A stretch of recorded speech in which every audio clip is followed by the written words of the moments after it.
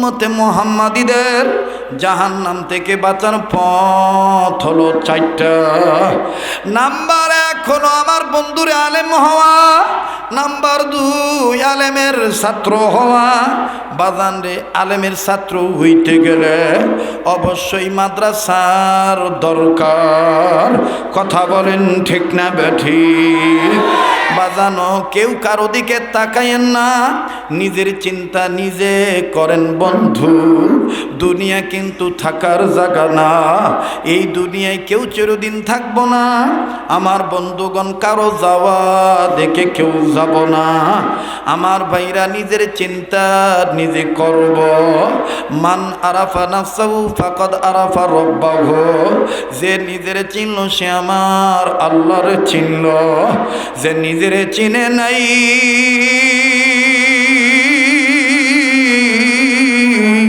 সে আমার আল্লাহকেও চিনে নাই। আমার বন্ধুগণ, নিজের চেনার চিন্তায় বয়ান শুনি। আরে বন্ধু, বুজুর্গ আলেমরা তশরিফ এনেছে, যাদের কদমের বরকতে আল্লাহ পাক নূর বাড়ায় দিবেন। আমার বন্ধুগণ, জীবনের শেষ বয়ান মনে করে বয়ান করছি। আরে কার পিছনে জানি মালাকুল মউত দাঁড়ায় রইছে, কার জন্য জানি জংলার বাঁশ রেডি হয়ে গেল, কার পিছনে জানি আমার বাইরে, কার জন্য জানি কাফনে কাপড় তৈরি হয়ে গেছে, কার জন্য জানি কবরের মাটি বায়না হয়ে গেছে। বাজান, দুনিয়া কিন্তু থাকার জায়গা না, এই দুনিয়ায় কেউ চিরদিন থাকতে পারবো না। গুনাহ মাফ চাওয়ার জন্য আল্লাহকে একটা ডাক দেন না, বলেন না আল্লাহ। এতগুলো মানুষের ডাকের মধ্যে কেন আল্লাহর প্রেম নাই?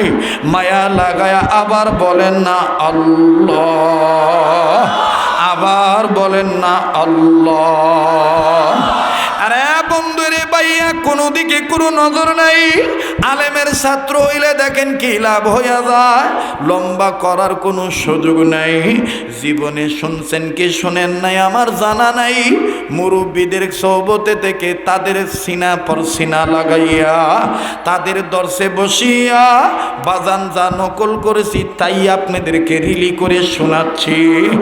এ বন্ধু, কেন আপনি আলেমের ছাত্র হবেন না? বেটা বেটিকে কেন আপনি প্রাথমিক শিক্ষা কোরআন হাদিস দিয়া দিবেন না? মুসলমান ভাইরা রে আমার, আলেমের ছাত্র হইল দেখেন কেমন লাভ। আলেমের ছাত্র যারা হবে, এই ছাত্রের বাবা যদি গুনাহগার হয়েও কবরে যাইয়া থাকে, এই ছাত্রটা যখন আলিফ লাম মিম পড়বে, এই ছাত্রটার এই পড়ার উসিলায় তার বাবার কবর আযাব আল্লাহ মাফ করিয়া দিবে। এ বন্ধু, আযাব মাফ হয়েছে কি হয় নাই, এর বাস্তবতায় আসেন না বন্ধু। বানোয়াট কোনো কথা নয়। এই জগতের ভিতরে, জমিনের উপরে, আসমানের নিচে যত বড় বড় তফসিরের কিতাব আছে, সবচাইতে বড় তফসিরের কিতাবের নাম হলো তফসিরে কাবির। এই তফসিরে কাবিরের মুসান্নিফ ফখরুদ্দিন রাজি রহমাতুল্লাহি আলাইহি, এই আল্লাহর বান্দা তার তফসিরের মধ্যে লেখেন, আল্লাহর একজন পয়গম্বর আল্লাহ পাকের নির্দেশে নিজের কর্মে নিজে যাচ্ছিলেন। যাওয়ার সময় প্রতিমধ্যে একটা কবর দেখলেন। এই কবর থেকে দাউ দাউ করে আগুন জ্বলে উঠে। কবরওয়ালা চিৎকার দিয়া কান্দে। মুসলমান বাইরে পয়গম্বর বুঝতে পারলেন কবরে আযাব হইতেছে। পয়গম্বর কাউকে কোনো কিছু বললেন না, নিজের কর্মে নিজে চলিয়া গেলেন। আমার বন্ধুরে কর্ম যখন সম্পাদন হয়ে গেল, পয়গম্বর কর্ম শেষ করার পর আবার যখন ওই রাস্তা দিয়া রিটার্নে আসতেছেন, পয়গম্বর সিদ্ধান্ত নিল, আমি যেই কবরে আযাব দেখছি আমি আবার ওই কবরটা দেখব। এইবার বাজান খুব খেয়াল করে শোনা চাই, কান্না না আসলো কান্নার অভিনয় করবেন। কান্নার অভিনয় করলো আমার মাবুদ মাফ করিয়া দিবে। এ বন্ধু, চোখের পানিরে পুঞ্জি বানাও, চোখের পানিরে যদি পুঞ্জি বানাও, আমাদের বসুন্ধরার হযরত ফকিহুল মিল্লাত মুফতি আব্দুর রহমান রহমতুল্লাহ আলাইহি বলেন, চোখের পানিরে যদি পুঞ্জি বানাও তোমার কোনো পুঞ্জির অভাব হবে না। ও আজিজ তলাবা, তোমরা না আগামী প্রজন্মের আল্লাহওয়ালা আলেম হইতে চাও, তোমরা না আল্লাহওয়ালা হাফেজ হইতে চাও, দেখো আমাদের পূর্বপুরুষগণ আকাবির আসলাফ বুজুর্গরা কেমন কান্না কানছেন। আজ তোমার আমার চোখ থেকে পানি পড়তে চায় না, আজ তোমার আমার চেহারায় নূর থাকতেই চায় না, কিন্তু রশিদ আহমদ গঙ্গী রহমতুল্লাহ আলাইহি, যার নামের লকবের মধ্যে অনেক লকব ওলামারা দিয়েছেন, কেউ কেউ বলেছেন কুতুবুল এরশাদ, কেউ কেউ বলেছেন কুতুবুল আলম, কেউ কেউ বলেছেন আমার বন্ধুরে ফকিহুল আসর। এই ফকিহুল আসর হযরত রশিদ আহমদ গঙ্গুহি রহমাতুল্লাহ আলাইহি, আল্লাহু আকবার, এমন কান্না কানতেন। আইজরে ভাই আমার তোমার ইমান আমল নষ্ট করে দিচ্ছে মোবাইল। আমি তুমি ঘুমানোর সময় এই যে মোবাইল টিপা টিপি, রাইতো যায়, আমলও যায়, তাহাজ্জুদও যায়, আযানও যায়, সকালবেলার ঘুমও নষ্ট হইয়া যায়, নাস্তাও ছুটিয়া যায়। এ বন্ধু, কিন্তু রশিদ আহমদ গঙ্গী রহমতুল্লাহ আলাইহি প্রত্যেকটা রাত্র ঘুমানোর আগে একটা কাগজের টুকরার মধ্যে চিঠি লিখতেন। এই চিঠিটা যেই বালিশে মাথা রেখে উনি ঘুমাইতেন, ওনার বালিশের নিচে এই চিঠিটা জমা রাখতেন। চিঠি যখন লিখত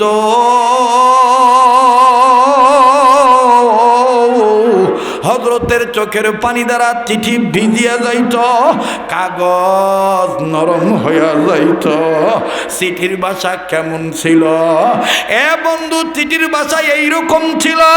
হযরত চিঠির মধ্যে লিখতেন আর কাঁদতেন, এইরকম বলতেন, এইরকম লিখতেন।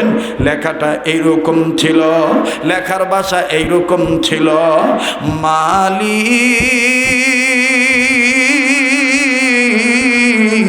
এই যে আমি ঘুমাবো না জানি এই ঘুম আমার জীবনের শেষ ঘুম। ও আল্লাহ, তোমার কাছে আমি চিঠি লেখা ঘুমাইলাম, আমার বাইরে আজকে 6-7 দিন চলতেছে, বাড়িতে যাওয়া হয় না।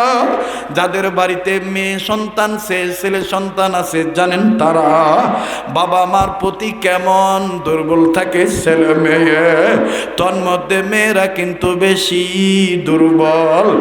এ বন্ধু, মেয়েটা আমার গলা ধরা ধরা ছাড়া ঘুমায় না। মেয়েটা আজও বিকালবেলা ফোন দিয়া বলে, আব্বু আব্বু তোমার গলা ধরে না, ধরলে ঘুম ধরে না, আব্বু তুমি কবে আসবা? আমি বললাম আম্মু অমুক দিন আসবো। মেয়েটা বলতেছে, আব্বু আমি অমুক দিন তোমার অপেক্ষায় রাত্র জেগে থাকবো, তোমার বিছানায় শোব, আব্বু তুমি আসলে তোমার গলা ধরে ঘুমাবো। যদিও বাজান মেয়েটাকে মৌখিক সান্ত্বনা দিয়া চুপ করাইলাম, কিন্তু দিলের মধ্যে একটা চিন্তা এসে গেল,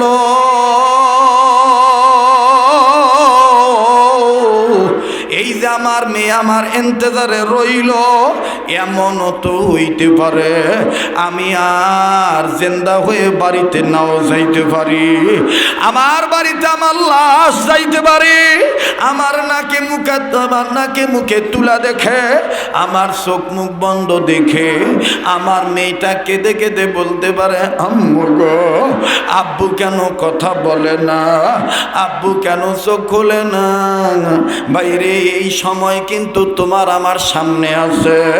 কাজেই বাগান কোন দুনিয়ার মোহে পড়িয়া তুমি জান্নাতের রাস্তা বাদ দিয়া তোমার আদর্শ ঠিক রাখলা না, তোমার বৈশিষ্ট্য তোমার উদ্দেশ্য উদ্দেশ্য ঠিক রাখলা না। আমার বন্ধুগণ আর লম্বা নয়, কাজে দেখো কান্না না আসলো কান্নার ভান ধর। আমার দিল বলে আজকের মাহফিলে দোয়া কবুল হয়ে যাবে, কারণ আমার নাকটার মধ্যে আল্লাহওয়ালাদের গান আসতেছে। এই ময়দানে তুমি আমি গুনাহগার হইতে পারি, কে জানি আল্লাহওয়ালা হয়ে বসে আছে। ওই একজন আল্লাহওয়ালার উসিলে আমার আল্লাহ তোমার আমারে মাফ করিয়া দিবে। কাজে বাজান মায়া লাগায়া আবার বলো না আল্লাহ, আবার বলেন না আল্লাহ। দেন না দেন না দেন না বাবারা ভাইরা ডাক দেন না, বলেন না আল্লাহ। বাজান কেউ কারো দিকে তাকায়েন না। এই পয়গম্বর ওই রাস্তা দিয়ে রিটার্নে আসার সময় পয়গম্বর সিদ্ধান্ত নিলেন, একটু আগে যেই কবরে আমি আযাব দেখছি আমি আবার ওই কবরটা দেখব। এইবার ওই পয়গম্বর আবার ওই কবরটা দেখলেন। এখন কবরের দিকে নজর করিয়া দেখে একটু আগে যেই কবর আযাব ছিল এখন আর ওই কবরে কোনো আযাব নাই। কবরওয়ালা জান্নাতি বিছানায় ঘুমায়। পয়গম্বর কবরের কাছে চুপটি মেরে দাঁড়াইলেন, দাঁড়িয়ে আল্লাহকে ডাক দিয়ে বললেন, আল্লাহ একটু আগে যে কবর আযাব ছিল এখন দেখতেছি কবরে আর কোনো আযাব নাই। আল্লাহ তোমার দরবারে শুধু এতটুকু জানতে চাই, ও আল্লাহ কোন কাজের উসিলে তুমি কবরওয়ালার মাফ করিয়া দিছ? আমার আল্লাহ ডাক দিয়ে বললেন, আরে পয়গম্বর এই কবরওয়ালা গুনাহ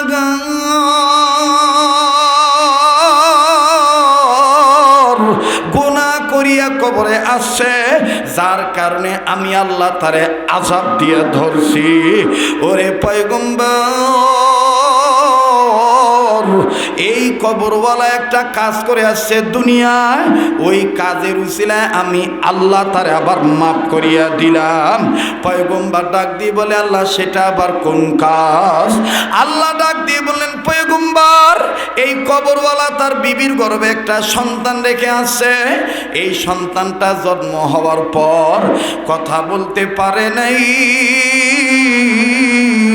ইদানিং কালে আমি মাওলা যখন তার কথা বলার শক্তি দিছি, আল্লাহ মাহুল বায়ান ভাব প্রকাশের যোগ্যতা দিছি, এই বাচ্চাটা যখন কথা বলা শিখলো, এই বাপ মরা বাচ্চাটাকে নিয়ে এই কবরওয়ালার বিবি এই বাচ্চাটার মা তার নিয়ে মাদ্রাসায় ভর্তি করে দিল।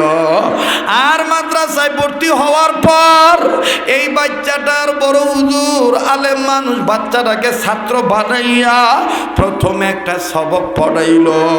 আর এই সবক পড়তে যাইয়া এই শিশু বাচ্চা মাসুম বাচ্চা আমি আল্লাহর দুইটা নাম ধরে ডাক দিল। যখনই আমি আল্লাহর দুইটা নাম ধরে ডাক দিল আমার আরশ খুশি হইয়া গেল, আমি আল্লাহ খুশি হইয়া গেলাম। এই বাচ্চাটার প্রথম সবকের উসিলায় তার বাবাকে মাফ কইরা জান্নাত দিয়া দিলাম। পয়গম্বর বলেন, ওগো আল্লাহ ওই সবকটা কোন সবক একটু জানার দরকার, পরবর্তী জেনারেশন উম্মতের জন্য আমি নোট করে কোট করে রাখব। বাজান আপনিও অবাক হইয়া যাবেন, ওই সবকে রৌশন শাহ আনোয়ারুল উলুম মাদ্রাসাতেও পড়ানো হয়। কিন্তু বাজান এখানে আর একটু কথা আছে। আল্লাহ পাক দেখতেছেন পয়গম্বর জিজ্ঞাসা করে আর কান্দে। আমার আল্লাহ ডাক দিয়ে বলেন, পয়গম্বর সবক আমি বলছি বলবো, কিন্তু তোমার কাছে আমার জানা চাই, যদিও তোমার দিলের খবর আমি জানি। বলো পয়গম্বর তুমি কান্দো কেন? তোমার জবান থেকে আমি শুনতে চাই। পয়গম্বর ডাক দিয়ে বললেন, ওগো আল্লাহ আমি কান্দি এই বাচ্চাটাকে কেন্দ্র করে। এটা কেমন দামি বাচ্চা, এই বাচ্চাটার উসিলায় তার বাপ মা পাইয়া গেল। ও আমার আল্লাহ দুনিয়া দুনিয়ার সব ছেলে মেয়ে যদি এইরকম তোমার নাম নিত, তাইলে তো সব ছেলে মেয়ের বাপ মা কবর আযাব থেকে মাপ পাইয়া যাইত। এ বগুড়ার বাইরা, ও সেউজগাড়ি এলাকার বাপ ভাইরা, এই রওশনশাহ এলাকার বাবারা, কাটনার পাড়া এলাকার বাবারা, ভাইরা, শহরের বাবারা, গ্রাম থেকে এসেছেন আমার বাবারা, ভাইরা, একটু চিন্তা করিয়া দেখেন তো বন্ধু, আমি আপনি কেমন বেটা বেটি হইলাম। আমার আপনার কারণে আমার আপনার মা বাপ কবরে শান্তিতে না আযাবে। একটু চিন্তা করিয়া দেখো বাবাজি, কেন তুমি বাবার জন্য কাঁদবা না? কেন তুমি মায়ের জন্য কাঁদবা না? দুনিয়ায় যার বাবা নাই তার মতন বড় অভাবী আর কেউ নাই। দুনিয়ায় যার মা নাই তার মতন বড় দুঃখী ও আর কেউ নাই। এক মিনিটে শুধু বাফারা বেদনার কথা বলে দিয়ে যাই। বাজান রে, দাঁত থাকতে দাঁতের মর্ম বোঝা যায় না, দাঁত পড়িয়া গেলে বোঝা যায় দাঁতের কি মর্ম ছিল। কাছেই বলবো যে ভাই বোনদের বাবা নাই, আমাদের যাদের বাবা বেঁচে আছে বাপওয়ালারা মাঝে মধ্যে এতিম বাচ্চার সাথে একটু সময় দিবেন, দেখবেন আমার এই ভাই বোনদের অন্তরে বাপ হারা বেদনা কি পরিমাণ লালিত পালিত। বাবাজি, এই রওশনশাহ আনোয়ারুল উলুম মাদ্রাসা তো দেখবেন বাভারা বেটা আছে। আমি আমার মাদ্রাসার কথাটাই বলি, আসরের নামাজের পরে নিজ বারান্দায় দাঁড়াইয়া, নিজ প্রতিষ্ঠানে নিজ মাদ্রাসার বারান্দায় দাঁড়াইয়া মাদ্রাসার ছাত্রদের খেলা দেখতেছি, খুব ভালো লাগতেছে খেলার দৃশ্য। হঠাৎ করে যখন মেন গেটের দিকে তাকাইলাম, নজর করিয়া দেখি একটা বাবা কয়েকটা বিস্কিটের প্যাকেট নিয়া, কয়েকটা ফল ফ্রুটের প্যাকেট নিয়া বেটার সাথে সাক্ষাৎ করার জন্য অধীর আগ্রহী অপেক্ষামান হয়ে দাঁড়ায় আছে। এদিক দিয়া বেটা বাপকে দেখে ফেললো। বেটা এখন সহপাঠী ছাত্র ভাইদেরকে ডাক দিয়া বলল, আমি আর আজকে খেলবো না, আমি আমার আব্বুর কাছে গেলাম। আমার বন্ধুগণ এই বলিয়া বাচ্চাটা যখন নিজের ঘামের পানি মুছে বিভিন্ন অঙ্গের ধুলাবালি ঝাড়ে, বাজান দেখেন বাজান বাপ কারে বলে। এ বাবাজি, এই বাবা গামের দুর্গন্ধের দিকে তাকাইলেন না, এই বাবা ধুলাবালির দিকে তাকাইলেন না। বাবা সন্তানটার মায়ে পড়িয়া দুই হাত বাড়ায় দিলেন, আয় বেটা আমার বুকে আয়। বাবাজি, ছেলেটা সালাম দিল, বাপ সালামের জবাব দিল, এরপরে তাৎক্ষণিক বুকে গেল। এবার বাবা যখন বাপকে জড়ায় ধরল, বাবা যখন বেটারে জড়ায় ধরিয়ে চুমা দিল, বেটাও আব্বুরে চুমা দিয়ে কয়, আব্বু আম্মু কেমন আছে? খুব ভালো লাগতেছে বাপ বেটার আদরের ডাক। কিন্তু বাজান কয়েক সেকেন্ডের মধ্যে আর একটা করুণ দৃশ্য নজরে ধরা পড়ল। ওই একই মাদ্রাসার বারান্দায় দাঁড়াইয়া আমার থেকে কয়েক গজ দূরে একটা সোনার চান ছোট্ট ছেলে কান্দে। আর এই বাপ বেটার আদর্শ দেখে আর চোখের পানি জন্নার মতন ছেড়ে দিয়ে আল্লাহকে ডেকে ডেকে বলে, আল্লাহ, আমার আব্বু কি নাই? আমার আব্বু কি কোনো দিন আর আমারে চুমা দিবে না? বাজারে এই ভাইয়াটার কাছে যা ডাক দিয়ে বললাম, ওগো আল্লাহর বান্দা, তুমি কান্দো কেন? তোমার কি বাবা নাই? ছেলেটা কান্দে থাকতে বলে, হুজুর আমার বাবা ছিল, 2 মাস আগে আমার আব্বা নাকি রোড অ্যাক্সিডেন্টে মারা গেছে।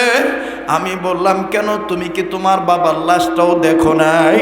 বলে, না না, আমি আমার বাবার লাশটাও দেখি নাই। তা আজকে কান্দো কেন বলো? ডাক দিয়ে বলে, হুজুর এই ভাইয়ার আব্বার আদর দিকা আমার আব্বার কথা মনে হয়ে গেছে, আমার আব্বাও তো এইভাবে আমার জন্য বিস্কিট নিয়ে আসতো, আমার নাকে মুখে কপালে গালে চুমা দিয়া আব্বু বইলা ডাকতো। এই জন্যে কান্দি, ভাইয়াদার বাবা নাই, কারারে বাবা রে বুড়া বলিয়া গালি দাও, কারারে বাপরে বয়স হওয়ার কারণে দাম দিবার চাও না। আমার বন্ধু, দুনিয়া কিন্তু থাকার জায়গা না, এই দুনিয়ায় কেউ চিরদিন থাকতে পারবো না। মুসলমান ভাইরারে আমার, যার বাবা নাই সে জানে বাপের কি দাম, আবার যার মা নাই, ও বগুড়া অঞ্চলের বাবারা বাইরা, জীবনের শেষ বয়ান মনে করে বয়ান করছি, একটু পরে মারাও বা এখনই মারা যাইতে পারি। বাজান কোন মায়েরে তুমি আমি বুড়ি বইলা গালি দেই, মা যার দুনিয়া নাই তার মতন বড় দুঃখের কেউ নাই। মা যে কত বড় নিয়ামত, তুমি আমি স্বার্থের কারণে অনেক সময় মা বাপরে ভুলতে পারি, কিন্তু তোমার আমার মা বাপ কিন্তু তোমার আমারে ভুলতে পারে না। এর বাস্তব একটা নজির দিয়া দেই, একটা নমুনা, একটা নুসখা দিয়া দেই। বাজান রে, ইন্টারনেটে আপনারা শুনেছেন বাবাজি সিঙ্গাপুর প্রবাসী, ভাইয়াটার নাম মাসুদ, আমাদেরই প্রতিবেশী নিয়ারেস্ট পারসন, পরিবারের 5 বেটার মধ্যে সর্বকনিষ্ঠ পুত্র। মা বাপ অর্থ করি খরচ করে পারিবারিক লাইফ ডেভেলপের আশায় বেটারে সিঙ্গাপুর পাঠাইল। সিঙ্গাপুরের টাকা অর্থ করি কামার দ্বারা পরিবার উন্নত হইয়া যাবে। মাসুদ ভাইয়া চলিয়া গেল, 2.5 মাস অতিবাহিত হইয়া গেল। বাজান রে, হঠাৎ করে বাজান 1 মাস 25 দিন মায়ের সাথে সবার সাথে যোগাযোগ ঠিক ছিল, হঠাৎ করে 20 দিন যাবৎ মায়ের সাথে আর কোনো যোগাযোগ নাই। দেখ যুবক, তুই যদি 1000 মাইল দূরে থাকিস আর তোর মা যদি বগুড়া জেলায় গ্রামের বাড়িতেও থাকে, তোর বিপদের খবর আল্লাহ মায়ের অন্তরে কেমনে জানায় দেয়। মাসুদ ভাইয়ের মা 20 দিন ধরে বেটার সাথে কথা বলতে পারে না। আমার বন্ধুগণ, মাসুদ ভাইয়ের ছেলেরে এই মা কান্দে আর ডাক দিয়ে কয়, দাদু ভাই তোমার আব্বু কি ফোন দেয় না? বলে হ্যাঁ আমার আব্বু ফোন দেয়। বলে কখন দেয়? বলে আগের মতন আর রাত 11টা 12টা বাজে দেয় না, আমার আব্বু ফোন দেয় রাত 3টা 4টা বাজে, যখন তোমরা দাদু আর দাদি ঘুমায় যাও, বুড়া বুড়ি যখন ঘুমাও তখন আব্বাই ফোন দেয়। বলো দাদু ভাই, কালকে যদি তোমার আব্বু ফোন দেয় আমার একটু খালি মোবাইলটা আনিয়ে দিও, আমি তোমার বাবারে নিয়ে 20 দিন আগে খুব একটা খারাপ স্বপ্ন দেখছি। তোমার আব্বারে বইল আমি তোমার বাপের কাছে কোনো কিছু চাওয়া পাওয়ার জন্য ফোন দেব না, আমি শুধু জিজ্ঞাসা করে জানবো তোমার আব্বু কেমন আছে। লম্বা কথা সংক্ষেপ করে দিলাম বাবা। ও সোনার বাপজানেরা বাইরে আমার একটু খেয়াল করে শোনো।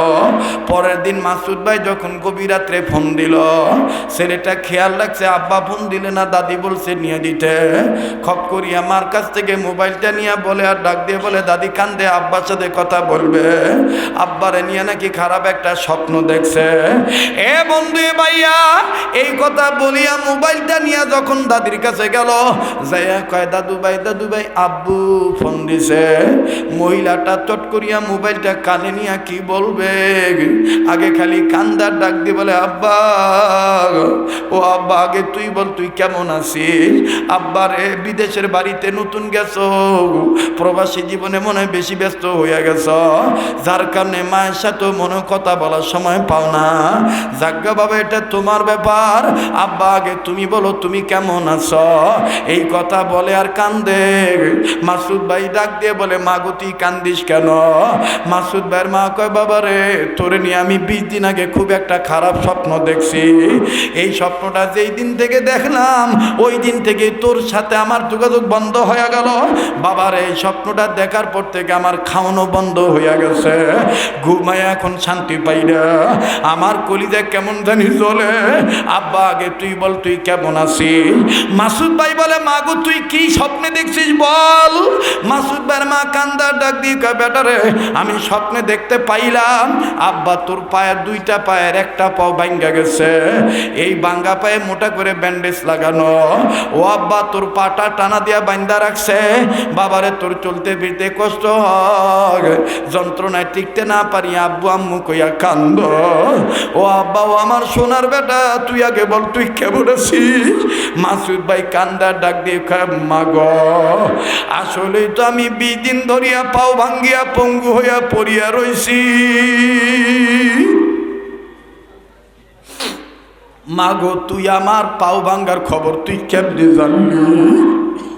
মাসুদ ভাইয়ের মা ডাক দিয়ে কয় বেটারে আল্লাহ পাক আমারে জানাইছে কাজী বাজার মা, এই মা মরিয়া গেলে কেউ কিন্তু আর তোর জন্য আসল তুলে আল্লাহর দরবারে তোর প্রাণ ভিক্ষা চাইবে না। এই মা বাপ যার দুনিয়ায় নাই দেখ রে ভাই, এই মা বাপ হয়তো বা কবর থেকে কান্দার বলে বেটারে বেটিরে মা পিলে গেলি আমাগো জন্য কাঁদলি না।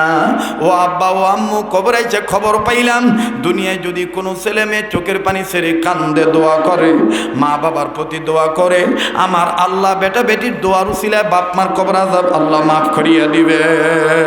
কাজী বাদান চিন্তা করে দেখেন আমি আপনি এরকম বেটা বেটি হইতে পারলাম কিনা, জীবনের একটা কাজ আল্লাহর জন্য করতে পারলাম কিনা, খুব খেয়াল করে কথাগুলি শোনা চাই। এবার বাদান রে তাফসীরে কাবীরের কথায় ফিরে যাই। ফখরুদ্দিন রাজি রহমতুল্লাহ আলাইহি লেখেন পয়গম্বর ডাক দিয়ে বলেন আল্লাহ এই সবকটা কোন সবক তোমার দরবারে একটু জানবার চাই। আল্লাহ বলেন পয়গম্বর শোনো এই বাচ্চাটা কোন সবক পড়ছে, পেহলিবার প্রথমবার কোন সবক পড়ছে শোনো। ভাইয়া আমিও আপনাদেরকে বলবো কিন্তু মাত্র 5-7-10 মিনিট একটা আবদার করব আপনাদের কাছে। আমি দেখেছি মায়ের দরদে অনেক সাদা চুল সাদা দাড়ি লইয়া বাবারা কেঁদেছেন, অনেক তরুণ যুবক ভাইরা কেঁদেছেন, অনেক ছাত্র ভাইরা কেঁদেছেন। আমার বাইরে মা বাবার দরদিদের করব। এই রোশন চা কাটনার পাড়া মাদ্রাসা, এই আনোয়ারুল উলুম মাদ্রাসা আপনাদের দান দক্ষিণায় দোয়া। আল্লাহু আকবার। আল্লাহ বলেন পয়গম্বর তুমি বলো যে এই মাসুম বাচ্চা বলতে পারে আমি আল্লাহ রহমান আমি আল্লাহ রহিম, আমি রহমান রহিম আল্লাহ হইয়া কেমনে পারি মাসুম বাচ্চার বাপের কবরে আযাব দিতে? আমি এই উসিলায় তার বাপকে মাফ করে দিয়েছি। সুবহানাল্লাহ। এখন বলেন এই রওশন চা আনোয়ারুল উলুম কাটনার পরে এই মাদ্রাসাতে এই বিসমিল্লাহির রহমানির রহিমের সবক পড়ানো হয় কি হয় না? তাহলে এই মাদ্রাসার দরকার আছে না নাই? এতক্ষণের আলোচনা যদি বুঝে থাকেন বলেন তো দেখি কোন মাদ্রাসা শিক্ষা ব্যবস্থা সফল? কওমি মাদ্রাসা শিক্ষা ব্যবস্থা সফল। আল্লাহ পাক আমাদেরকে জীবনভর মাদ্রাসা যে এই শিক্ষা অর্জন করলে সফল হওয়া যায় এই কওমি মাদ্রাসা শিক্ষা ব্যবস্থার পক্ষে আমাদেরকে থাকার তৌফিক দান করেন।